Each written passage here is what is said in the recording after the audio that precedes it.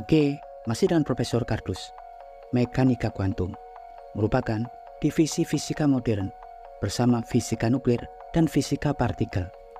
Mekanika kuantum berdampak revolusioner terhadap perkembangan dan kemajuan peradaban umat manusia, dimulai dari awal abad ke-20 hingga saat ini. Tak dapat kita pungkiri, segala perangkat teknologi tinggi elektronik, komputer, mesin, teknologi senjata sebenarnya lahir dan terus berevolusi dari pengaplikasian mekanika kuantum, fisika nuklir, dan partikel.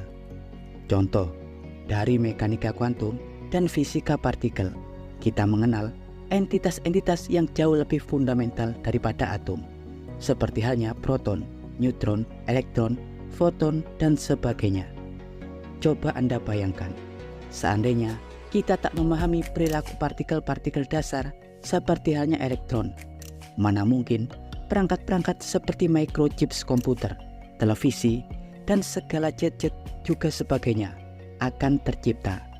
Karena melalui proses elektrifikasi dan manipulasi elektron, ion, dan foton, kita dapat membuat pengkodean transistor pada sistem komputer. Kita dapat menghasilkan gambar visual elektronik, dan juga dengan memanipulasi gelombang elektromagnetik, kita bisa berkomunikasi lewat jaringan telepon, baik kabel atau satelit, dan sebagainya.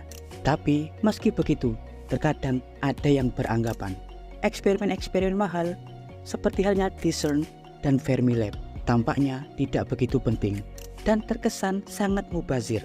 Mungkin orang-orang seperti itu berpikir teknologi yang mereka gunakan saat ini didapat dari hasil bersemedi atau mencari wangsit. Ya, tentunya tidak. Karena segala teknologi yang saat ini kita gunakan adalah perwujudan atau pengaplikasian ilmu yang didapat dari berbagai eksperimen-eksperimen yang sangat panjang, terutama dalam bidang mekanika kuantum. Selain mekanika kuantum bekerja dalam bidang teknologi tinggi, diketahui mekanika kuantum juga bekerja di ranah kehidupan organisme alamiah yang disebut sebagai biological kuantum. Biologi kuantum merupakan studi pengaplikasian mekanika kuantum terhadap aspek biologis, kimiawi, organisme hidup, dan alamiah. Banyak sistem biologi yang melibatkan keadaan konversi energi ke dalam bentuk transformasi kimia yang bekerja melalui mekanika kuantum.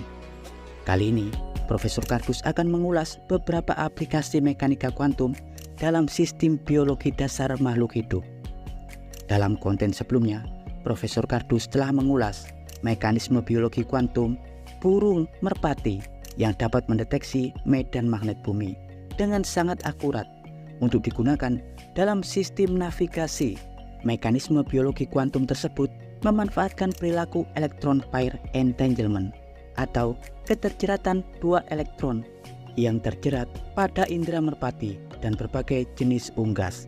Untuk konten tersebut, linknya akan Profesor Kardus sisipkan di deskripsi.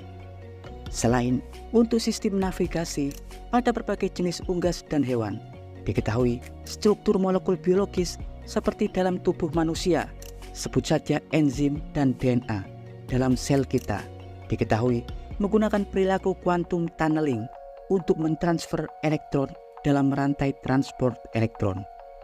Quantum tunneling atau penerowongan kuantum adalah sebuah hal luar biasa dalam mekanika kuantum, di mana dalam dunia kuantum sebuah partikel seperti halnya elektron atau foton bisa saja melewati penghalang energi potensial layaknya hantu yang menembus objek padat, di mana dalam mekanika klasik hal seperti ini tidak diperbolehkan. Penerowongan kuantum umum terjadi pada perilaku peluruhan radioaktif, di mana radiasi-radiasi yang terpancar akan menerobos keluar melalui penerowongan kuantum atau keadaan fusi nuklir dan sebagainya.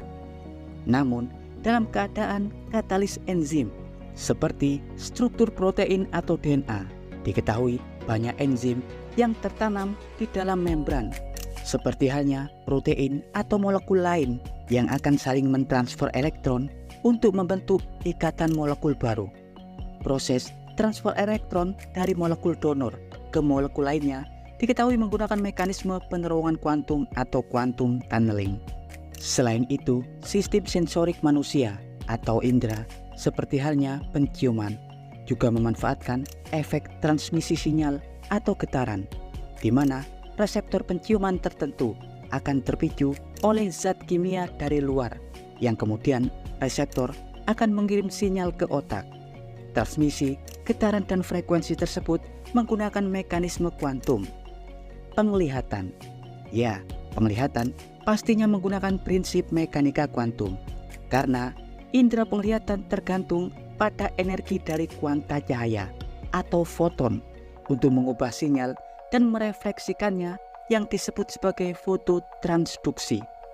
Begitu pula dengan mekanisme energi transfer seperti dalam sistem fotosintesis tumbuhan. Fotosintesis merupakan proses biologis yang digunakan sel fotosintetik untuk mensintetik senyawa organik dalam tumbuhan melalui bantuan sinar matahari. Fotosintesis adalah mekanisme transfer energi matahari, yakni paket atau kuanta yang disebut sebagai foton.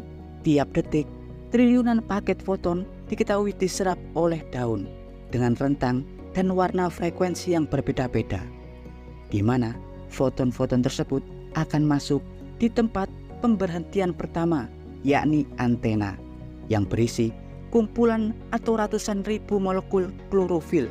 Diketahui saat klorofil terkena foton, elektron-elektron dalam klorofil akan tereksitasi atau mengalami peningkatan energi ekstra yang kemudian akan memantul ke klorofil lainnya dalam antena. Mekanisme klorofil tersebut sangat rumit, berbentuk labirin-labirin. Proses ini akan seperti baterai yang dapat menyimpan energi. Bedanya, antena di sini menyimpan energi foton. Foton-foton yang tersimpan akan mengalami proses di pusat reaksi yang merupakan kompleks yang terdiri dari pigmen, protein, atau kofaktor.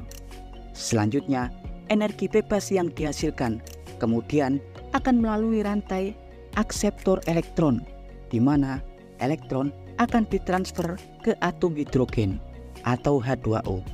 Transfer elektron akan menghasilkan karbon dioksida yang akhirnya akan menghasilkan glukosa atau zat gula. Glukosa adalah asupan energi metabolisme pada tumbuhan.